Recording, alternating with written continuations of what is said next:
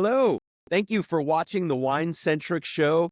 We are sitting in the beautiful Napa Valley with this marvelous Moroccan winemaker, Mr. Malek Amrani of Vice Wines. Welcome, sir. Thank you for having me, Matt. Hello, Yeah. everybody. Tell us what we're looking at behind you. This is so picturesque. Behind me is Napa Valley, and right across is Spring Mountain. I am sitting right now in the foothills of Howell Mountain, and yeah, it's a beautiful morning in Napa. The sun is just coming out. That's really unbelievable. I love that. So cool. Okay. Show is called Wine-Centric, obviously. However, I love history. I love your story. I mentioned that you're Moroccan-born. That's obviously a very integral part of your story. Do you identify as a Amazigh or an Arabic? Actually, I'm half, 50-50. Okay. Which, yeah, so it's, in the 80s, it was quite rare to have both ethnicities in Morocco mixed. So growing up as a mutt in Morocco was quite unique at the I time. bet. Yeah, It's more popular. apparently. So the Amazigh, or they are also referred to as Berbers, which I think is a derogatory term. So excuse me if I offend. But they lived in they were more like the mountainous people. They were more the indigenous population, and then eventually they came down from the mountains and got mixed up, which is how you are today. Correct. The native North Africans and then the Arabs showed up about 13 centuries ago. Right. And for almost 13 centuries, it did not mix. Morocco has a Arab and has a Berber Amazigh population. I love learning about that stuff. It colors so much of who we are, even if it's centuries back in our DNA. And probably, I'm guessing, colors some of your winemaking style. So let's jump into your story. You moved to New York City from Morocco at 17. Do I have that right? Yeah, I actually moved from Senegal, West Africa. Oh, that's right. I spent there medical studies after I graduated high school at 16 in Morocco. Basically got disenfranchised with being a doctor, or you thought that wasn't for me, or if I'm going to do it, I need to do it in New York? What made you leave Senegal? Many things. One, I did not want to be a doctor. Some people are born to be doctors and nurses and to help people. I think as a person, maybe I'm a little bit too emotional to be a doctor. And a lot of, being a doctor also, it's a lot about memory, retaining information, not much about intelligence, just following protocol and what you've been taught. And that's not something that I was into. Well, I mean, dude, you make like 23 wines. You must have some sort of good memory. It's more creativity. Gotcha. You left Morocco to go to medical school in Senegal, and then you left Senegal to come to New York City. Why'd you come to New York? The greatest city in the world, perhaps. To be honest with you, I'm not sure. Still nowadays, I think watching Did you a have lot family there? Did you have a plan? Did you have? No, I grew up traveling across Europe and Africa a little bit, and I've always wanted to go to New York, and it has to do something with movies. Yeah. I'm watching a lot of movies being shot in New York that, I wanted to go to the great city and, make it happen. So I was really attracted by New York, and if you can make it there, you can. If you can make it there, you can make it anywhere, right? Correct. Yeah. So you moved to New York, and then how did you get into the wine business? For when I first moved to New York, I just I had nobody, I had no money, so I just kind of wanted to stand on my feet first. So the first couple of months, I was just doing whatever I can. I think I worked as a dry cleaner as my first job, then as a Subway sandwiches, and then pizza boy, and did a few jobs here and there for 2-3 weeks each. And then I realized that I came to the United States actually with a taste for wine. I grew up drinking my father's wine and tasting with him. So, I realized that I wanted to be around people. I wanted to meet people as well. And I wanted to get my hands on booze for free. So I realized that, you know, guys go to sports bar, women go to wine bars. So why not trying to get a job at a wine bar? So, it wasn't easy in the beginning, but I got into the restaurant world and I did that for a few years. I worked religiously 13 shifts a week.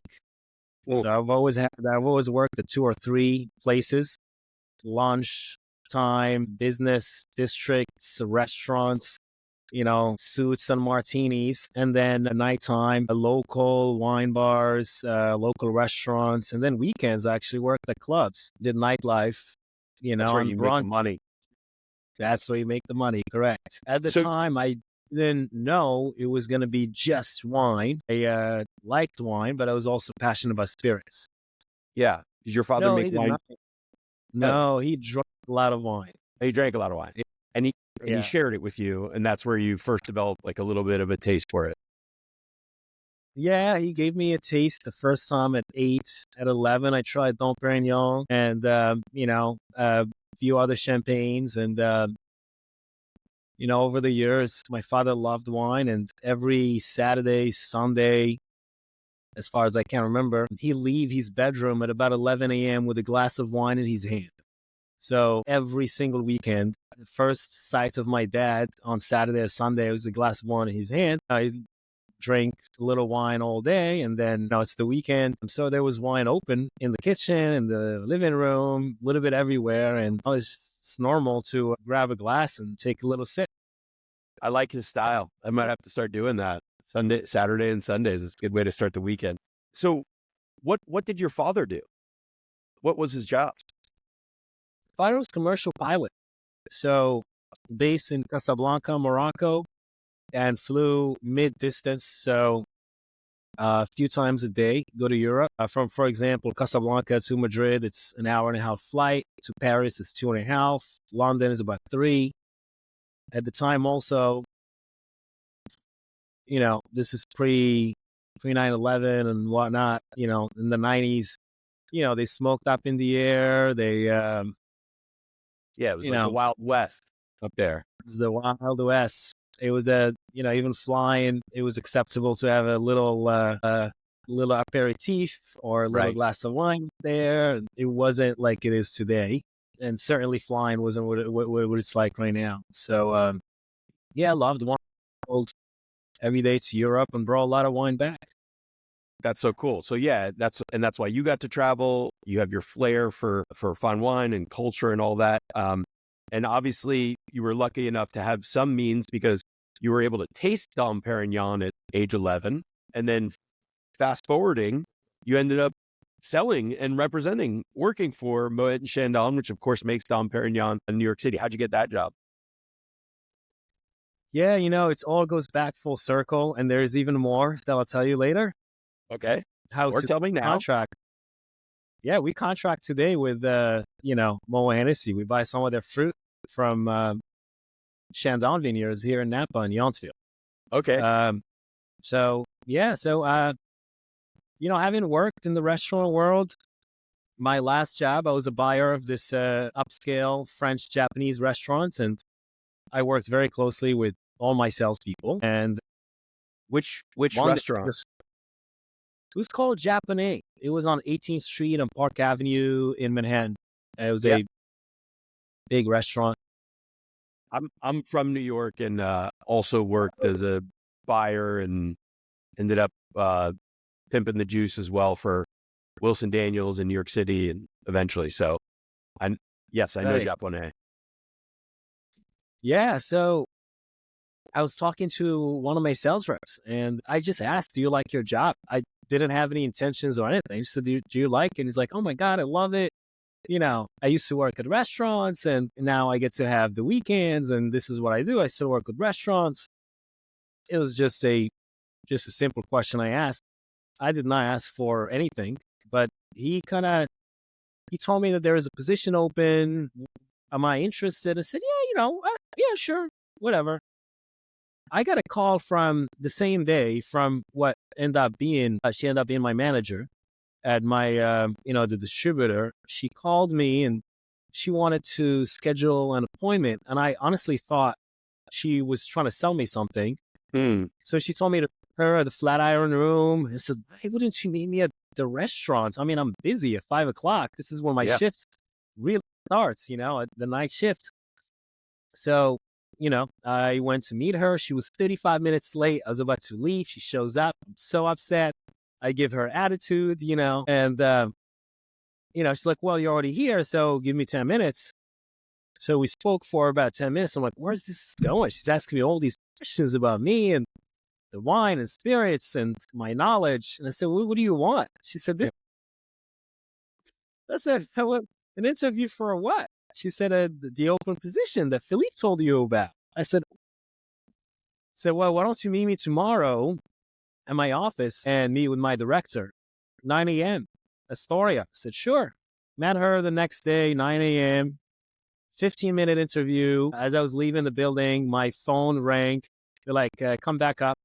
I thought I forgot something. I went back up and said, you got the job, but you got to decide now. Are you going to take it or no? Wow. So, yeah, just like that. And that's it. That's how it all happens. And so the job was, though, you were sales rep or you were supplier rep for Moet Hennessy? No, on-premise sales rep, exclusively representing the Moet Hennessy. That's starting at the top. That's like somebody telling you, that's the equivalent of saying like, oh, you were going to be the lead Apple technology sales rep and you'd never worked in like sales before. That's a pretty big deal. Yeah, I started with a very basic territory, in Manhattan. And over the years, I got to build it to one of the best account lists one can have. And representing both Moet Hennessy and Diageo exclusively certainly has a lot of status and, privileges when it comes to and building relationships. I'm sure we worked with so many of the same people or ran in a lot of the same circles, but sure. That's cool. How many vintages of Dom do you think you've tasted between Rosé and the Brut? I mean, how many decades? How about that? I've tried some old Doms, going back to the fees. I certainly tried from every single decade. I don't know how many vintages. I've been to Auvière, to Champagne a few times, and I've got to taste a lot of different things over the years and meeting collectors all the time. I bet. Yeah. Do you have a favorite vintage that you've ever tasted of Dom, Rosé or Brut? No, not necessarily. I don't have favorite anything. 96 Rosé was pretty standout for me. It was a very good vintage, correct. Okay. There was a point where you were doing both jobs. Unbelievably. I don't know when you found time for sleeping. You were flying out to Napa Valley, making a little wine, and then coming back. So how did that come about? So before we get there, my sales job, I crushed it. So I was extremely competitive, making sure I was the top quota performer, the top performer every single month.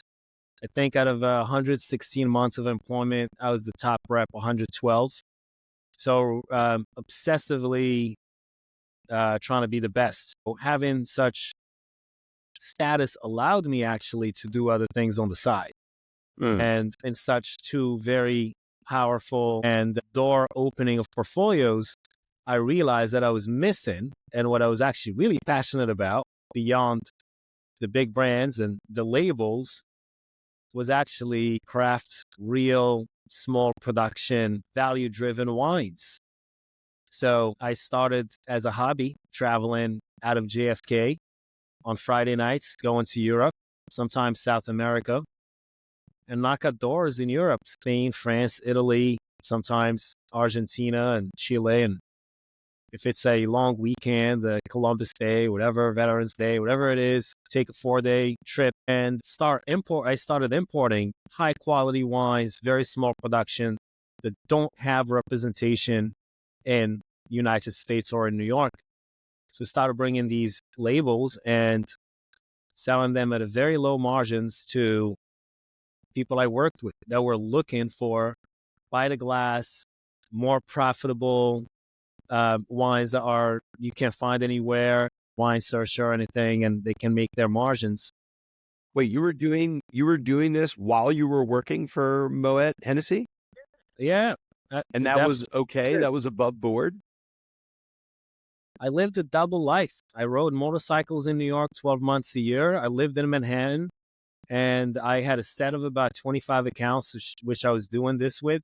And I owned literally the wine list, whether it's with Diageo, Moet Hennessy brands, and then my wines as well. And then in 2014, started doing that in 2012, and then 2014, surprise, surprise, Diageo decided to get out of the wine business completely. So that really even spurred me to double down and know what I was doing, because I was also the top sales guy for a Diageo Chateau and Estates by volume at the time on premise. And it was about to be 30% revenue that I was about to lose. Having those relationships and having already a platform, an import platform, I was able to actually even grow more than I would have grown. But that never, what I was doing in parallel with my day job never actually affected my performance.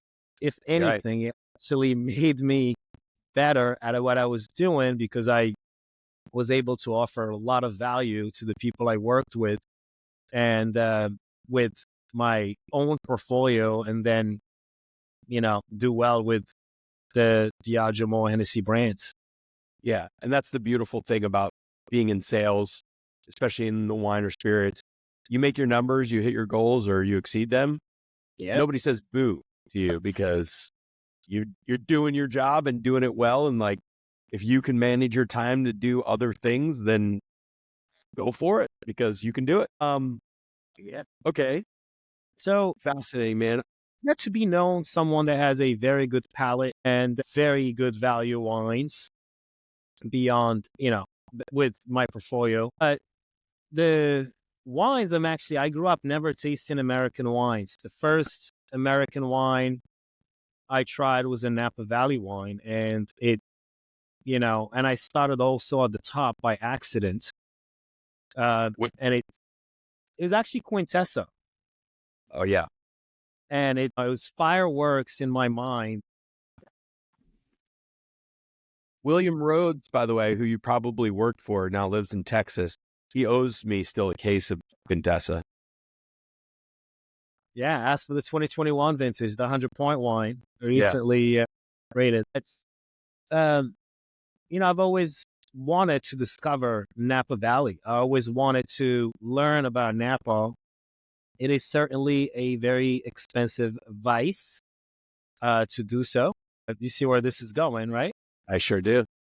And, when I wanted to discover Napa, I've always been frugal. I was surrounded by luxury all the time, and I worked with so many people that had a lot of great wines open, and I always tasted everywhere I went, especially working with restaurants. There's a lot of by the glass. There's a lot of wine that gets open on the floor of a restaurant, and I can sneak in a taste. But I was looking for a winery that does what we do today, and I couldn't really find one.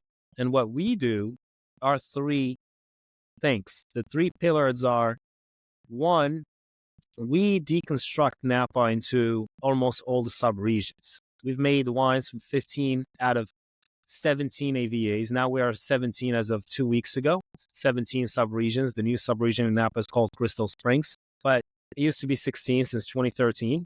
And prior to that, there were 15 sub-regions, but we make wine from 15. And then we make about 18 different varietals depending on the vintage. And we don't blend. As you know, California wines, to be a varietal wine, depend on the county, all you have to be 75 to 85% to be a varietal wine. Most of our wines are 100% varietal. We don't blend. And then the most important thing is accessibility. We have not taken a price increase since 2018, and we really focus on making the very best quality wine possible from Napa at the very best value. So we're luxury, but price point driven. We want to be accessible luxury for all. And that's what we've been doing since our first vintage 2013, which is Chardonnay. All our wines have a name and a number. It started with batch number 1, and our current house cab is batch number 142. So we've released a little bit over 150 wines and over 125 wines already in library for us.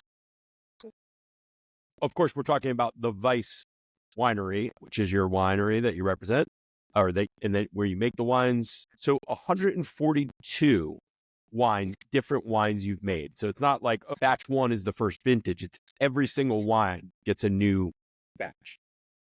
It gets a number, correct. So some batches are the smallest on average. It's about 150 cases, 200 cases. Our house tier, like the house cab, is a 16,000 case SKU. So batch number 142, we made 16,000 cases. It's our biggest batch to date. We're in expansion mode. We're still growing, and there will be future batches that'll be much bigger. Okay. But what's the total overall production? We're at 35,000. Okay. Correct. So you'd be considered like the medium on the larger end of a medium scale winery. Correct. We're a mid-size winery. If you look at Napa Valley, 80% of wineries make less than 10,000 cases. So we're somewhere. Is that globally no, or that's for Napa? That's for Napa. Napa Valley. I'm sure for California, it will be on par with Napa as well. Most of wineries make less than 5,000 cases. Here in Napa, about 2/3, 67% of wineries make less than 5,000 cases. Which is unbelievable when you think about that, because obviously the price it costs to run a winery in Napa, to own vineyards. And then I'm assuming most of those wineries then are selling grapes in order to get a return, or they're just hobby winemakers of people that have made lots of money elsewhere in other businesses and then started to make wine as a hobby. It's a combination of a lot of things. I mean, certainly Napa wine is poetic and romantic. Like here in Napa, there are people that came from every single state, from every single industry you can think of, had very successful careers and decided to wanted to be in this business. And a lot of it's legacy or having their name on the label for leaving something behind for the future generation, or just falling in love with wine sometimes, just wanting to have their own label. Also, the sales channels. A lot of people focus on direct to consumer only. Some people really focus on premise. Very few people do what we do, which we're really are a wholesale driven brand. Yeah, let's break that down for people who are listening and maybe not be in the business. In the United States, we have a unique system that's called a 3-tier system. So when people are selling wines, either they're importing or they're buying from a winery, there has to be a distributor and an importer. And then the importer sells to either a local distributor or a wholesaler, and then gets to the retailer and then sells to you. So at least 3 tiers are hitting or controlling that wine at some point before it gets to you, the end consumer. So when you say you have really like a wholesale approach, what do you mean specifically? So we're today in 40 states, 11 countries. We sell to distributors. Predominantly 7% of our business is the 3-tier system. We're selling to distributors that sell to retailers that sell to the final consumer. Yeah. And in the United States, especially where I live, a shameless plug here, you are aligned mostly with Winebow? Correct. Winebow is our national partner. We are with them in almost every single state where Winebow is. And we also have other partners in other states.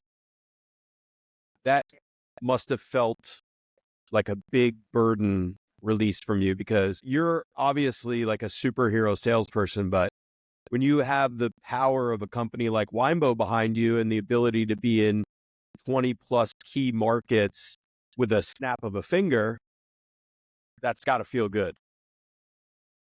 Yeah, it's about the being with the right partner. Winebow is certainly for us the ideal and perfect partner, especially for the size of our winery and brand. Winebow is a fine wine distributor first, and we want to be, we want it to be aligned. It was a goal to be aligned with Winebow, work with them across the U.S. Yeah, and it fills a great void for them of having a signature Napa Valley producer with a story such as yourself. So it's a win-win.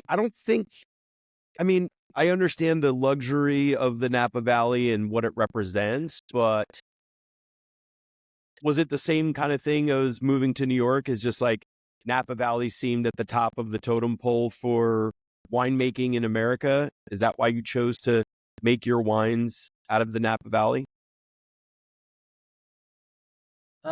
Well, certainly Napa is the apex of the American wine industry, but there is something magical about this valley in a way. When you think of New York and you really think of Manhattan as an island, such a unique spot. It's an island at the end of the day. And the valley here is not that much bigger than Manhattan. It's about maybe 1.5 times bigger, 30 miles long, 5 miles at the widest point. It's very small wine region after all, but what drew me to it certainly was its beauty, the climate. That was the first thing, but most importantly, it has been the support and camaraderie that Napa Valley offers. I don't think there is a wine region, maybe there is, but personally, I don't think there's a wine region in the planet that would have welcomed me coming from a different continent first and, being the best or being at the top of, this country's industry, wine industry, and to give me the opportunity to do what I do today. I will never have this in Bordeaux or Burgundy or France. If you're from Sancerre and you go to Burgundy, you're not welcome. Right. Talking about somebody coming from, from another continent and trying to make a breakthrough in, such a wine region. I don't think I would have ever had the chance in Italy, Spain, France, especially not in the old world. Many reasons why I chose Napa. I mean, it's just, I'm a huge Napa fan. There's so much here, and that I look at it the way I look at it. And once you come here, you really feel it. This valley's been, has maybe 170 years of history, but it's always been people that came from outside of Napa, created and innovated and helped this valley advance and prosper. So looking back, there are so many of my predecessors, many I can name, many I can't name, that paved the way for me to do what I do. And being an immigrant and having come in here from very further a distant place and having the opportunity to do what I do today and live this American dream just out of Napa, I see it as an obligation and a duty to continue forging and continue building paths for other people to come from other places within the U.S. or outside the U.S. and to carry on what my predecessors started. Yep. Isn't that amazing? It is all about the immigrants. Like the Mondavi family came from Italy. Mike Gergich came from Croatia. What's his name? Who used to make oh man. Well, Warren Winiarski was his parents were Polish immigrants, and Andrei Shelishev, who was the most historic winemaker of Cabernet in the valley, was I don't know if he was Russian or Slovenian, but I think he was Russian. So all those people, you're right, they paved the way even in winemaking. So it's a little political statement there. What do you think though about how the Napa Valley right now is seen as luxury, expensive, Disneyified, to use a term that I hear around from like the non-wine professional? So how do you combat that? Because I know your like house level wines, the Vice house wines, like the Cabernet, the Sauvignon Blanc, and the Pinot Noir, they retail around like $29.99. So that's still keeping it affordable. How do you manage that, and what do you say about that perception? It's subjective. Certainly, there's truth in everything that you said, but it also remains to be subjective. 95% of Napa is still family owned, just like most of the wine industry. Is that Certainly, right? 95%? yeah. And when you look at, the American wine industry as a whole, 60 or maybe 65% of all the wines in the US come from 5 companies. So there's certainly, you know, when you talk about price point, this is a finite, say there, Napa was the first agricultural preserve in the United States in 1968. It's so protected. You can't build, it's so limited. Years ago, the law even changed about uh, being able to plant hillside. So the hillside vineyards are grandfathered in, so you can't just make more of Napa Valley wine than what we already make. The demand certainly is going to continue to grow, and that's a global demand, not just national. It's global. We are a symbol for luxury. I mean, Napa Valley wines. We've known since 1976, at least, that we make some of the very best wine in the world. Again, it's all subjective. Who makes the I'd best say wine? Napa Valley knew that before, and then the world knew that after that. That was, of Correct. course, the tasting of Correct. Paris, where we Napa Valley wines beat some legendary French wines. And here we are, almost 50 years later, 48, 49 years later. Yeah, But, it's supply demand. There's a consumer that is looking for that very special, limited, reserved, exclusive wine. And there's a lot of labels, wines that sell for $200-$300 per bottle. I rarely do this, but myself yesterday went for a very nice tasting. I went to a Realm winery. Oh yeah. And had some of the best wine I've had in my whole life, to be honest, in just one tasting. So there is a lot of truth when it comes to that. But also, Napa, as I mentioned, has over 500 vintners. There is so much to find. Most people know maybe 20 to 31 Napa Valley labels that you find in every steakhouse or find in every shelf in America when you go to retail. Napa is a lot bigger than that, and there's so much value to be found and accessible value. You just got to dig and look for it.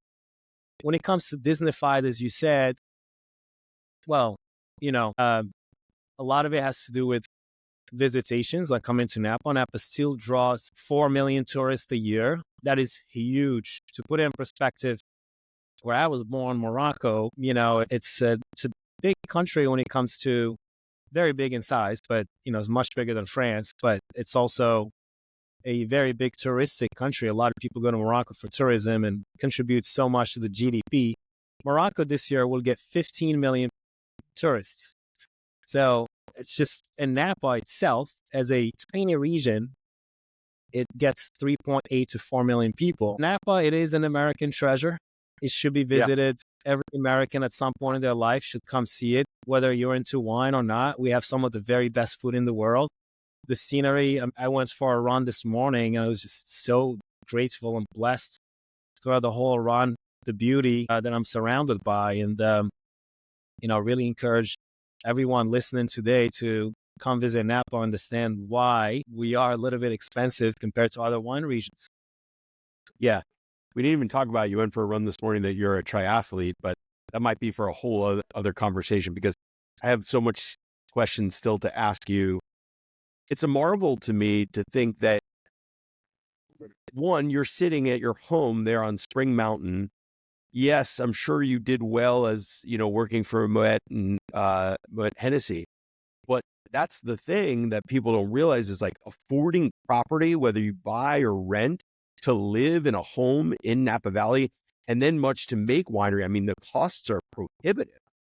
How did you manage to mitigate those costs? How did you manage to put the business plan and the money together to do what you do? So discipline, let's go backwards a little bit. I didn't go to college. I That'll saved a save you lot of, about 240 grand.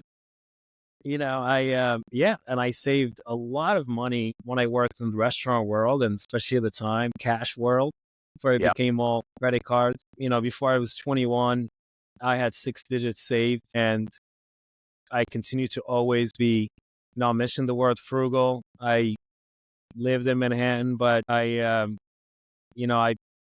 worked with restaurants, didn't really spend a lot of money, rode I mean, you were motorcycles, working all the time, so work all the time, save, invest, get lucky when it comes to investment. Call it lucky, more like long-term approach. We did get lucky, my wife and I. My wife had a very successful career in fashion as well. She's right now just with the Vice, but we had a very successful, she had a very successful career in fashion in Manhattan and then in LA. But we got lucky with real estate. We bought at the right time in New York, sold right before COVID, bought in LA at the right time, sold right before interest rates started to creep up. Um, yeah, it was just being disciplined and discipline, frugal, timing. Those are the takeaways. By the way, taking a left turn for a second, your wife, she does the branding.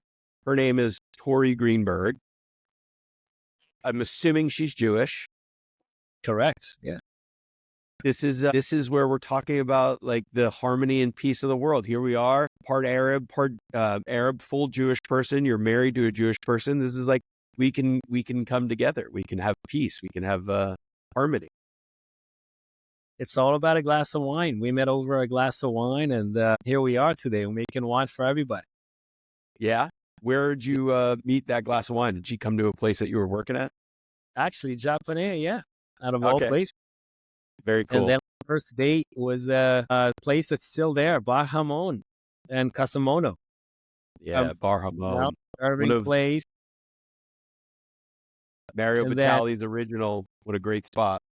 yeah, and then the W Hotel Union Square. And our first bottle of wine, I snuck it in.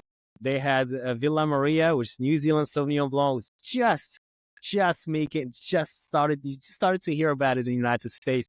I'm sorry, in New York, it was not a thing. Yeah. And they had it by the glass, and I snuck a bottle in of Villa Maria for our first date, and went back and brought another bottle. So we drank quite a bit that night. Yeah, here we are. The rest is history. So that's so funny. Villa Maria Sauvignon Blanc. Who would have known? So is she still a Sauvignon Blanc drinker? Yeah, she is. For many years, I mean, Villa Maria always will hold a very special place in our hearts. We love it. And then Cloudy Bay, because of Moet Hennessy. But Right. today, we make a very So you unique drink the style. Vice Sauvignon Blanc. Yeah, it's we aim to make a Bordeaux style Sauvignon Blanc without blending, just less stainless steel, more concrete, eggs, and neutral oak barrel fermenting and lease aging. So delicious Sauvignon Blanc. I absolutely have never met a bad wine, tasted a bad wine that was fermented in concrete egg. It is magic, especially with Sauvignon Blanc, of course. Can you explain a little bit of the magic of the concrete egg? Yeah, so concrete is kind of mimics what clay we used to be for wine for centuries. We've been making wine as a human civilization for about 6,000 years, as far as we know, according to archaeological evidence. And there was no stainless steel 200 years ago. Right. Most of wine right now is fermented in stainless steel tanks, especially the white wines, and they get to sit there until they get bottled, especially Sauvignon Blanc and most of white wines. Maybe not Chardonnay, but most of whites. And the concrete made I think about 2 decades ago, it started to become more and more popular. One, it's super clean. I just have, and it lasts forever. Concrete is very thick. So when you talk about temperature control, you don't have to, like a tank, you have to keep it, if it's not in a cave, if it's in a cellar, if it's in a winery, when you have wine in it, you have to make sure it remains plugged in and make sure that it stays in one temperature. Concrete takes care of that on its own. And concrete is porous. It still lets nanoparticles of oxygen in, which kind of softens the acid of the wine a bit, gives it a whole different flavor. And then the shape of the concrete eggs, because you can have square concrete, which is becoming also more popular now. But when you look at concrete eggs, the dead yeast kind of circulates naturally. It goes from top to bottom. It keeps circulating in the wine, which adds this viscosity and adds in umami flavor, very unique flavor you cannot accomplish. It's impossible. I mean, maybe it is. You have to like do some batonnage, but it's just it's unique when you age. When you ferment, especially aged wine in concrete. You said the term batonnage. For those of you listening, that's when you stir a wine, the lees, the dead yeast cells, and that creates texture in the wine. Like if you ever see a Muscadet sur lie, that's one of the main texturization agents that they do. But the concrete egg, there's something about the centrifugal force of the fact that the earth is always turning, and then the way the wine is moving in the egg also adds to that texture or stirring, but it just happens naturally.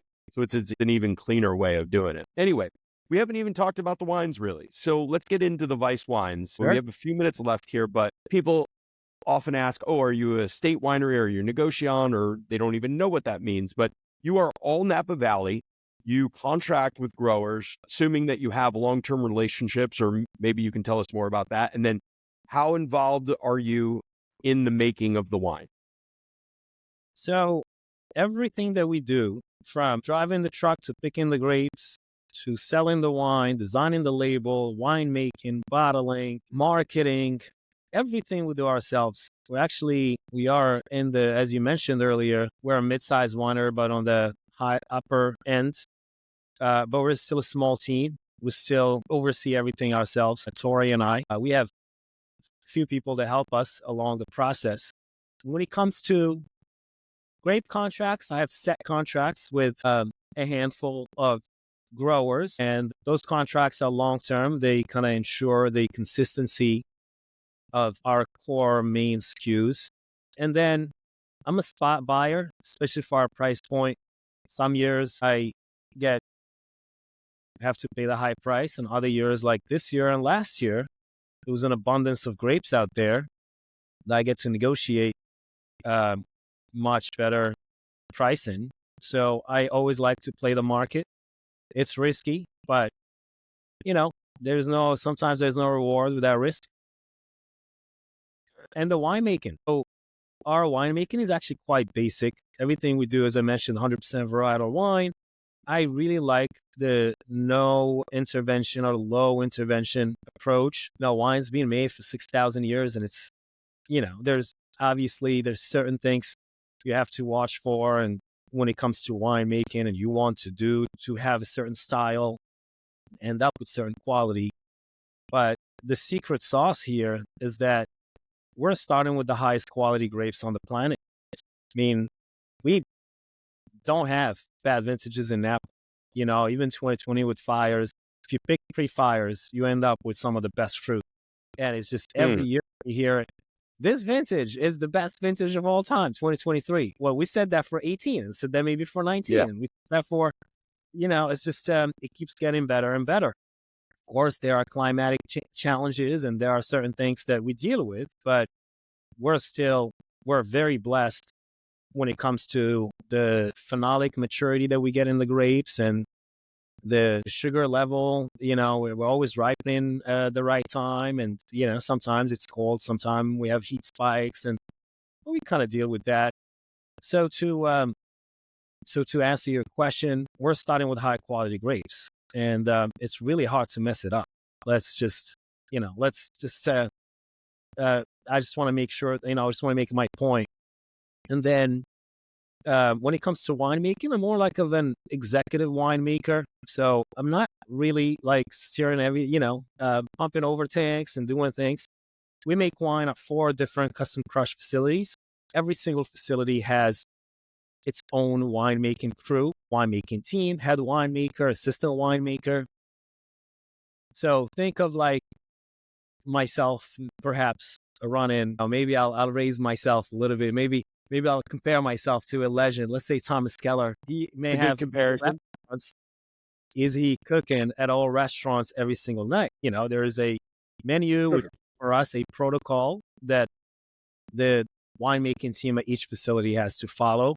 And our protocol doesn't really change year after year. It changes a little bit. Depends how we bring the grapes. If the bricks are high, the sugar level's higher than we want it to, or certain things. But quite basic. I don't like to add a lot of sulfites to my wines. I don't like to add anything, tannins or anything. Just keep things the way they are and let the vintage speak for itself. And the oak regimen, standard about 30% new oak.